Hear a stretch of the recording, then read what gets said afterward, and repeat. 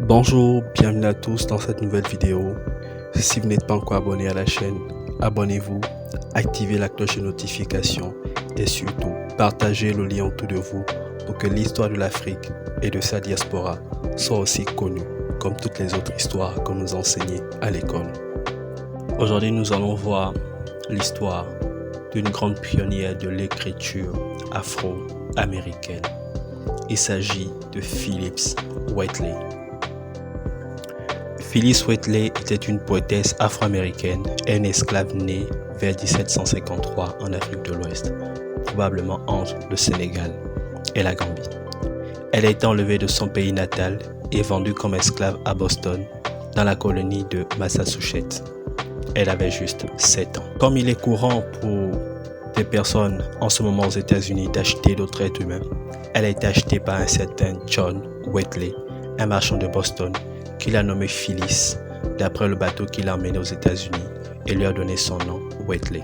Totalement à l'inverse de ses contemporains, John décide de donner une éducation à la jeune Phillis, faisant d'elle une humaine et non pas seulement une esclave. C'est ainsi qu'en 1770, elle parvient à publier son premier poème dans le très reconnu journal en ce temps, Newport Mercury. C'est le début d'une aventure.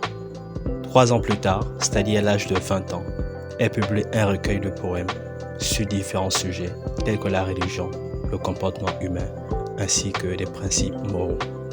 La poésie de Wheatley a également été célébrée et a attiré l'attention dans d'autres colonies américaines qu'à l'étranger. De ce fait, son travail a attiré des personnalités notables de l'époque, dont George Washington et Benjamin Franklin, qui ont loué et salué le talent et l'intelligence de la jeune Phillis. Hélas, comme on dit, à beau chasser le naturel, il revient toujours au galop. Malgré sa célébrité, malgré tous ses grands noms, malgré toutes ces personnes qui ont entendu parler d'elle, la jeune Phillis, malgré son succès également, reste esclave pendant longtemps et reste toujours dans une situation difficile. Grâce à son courage et à sa résilience, et grâce également à un coup du sort qui est lié à la mort de Susanna Wheatley, la femme de John, en 1774.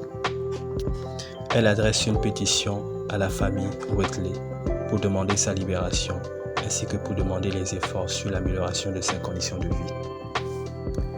Les années 1780, 1785, 1790 ont été des années avec des fortes pressions des abolitionnistes. C'est ainsi qu'en 1778, Phillis fut libérée et émancipée de l'esclavage.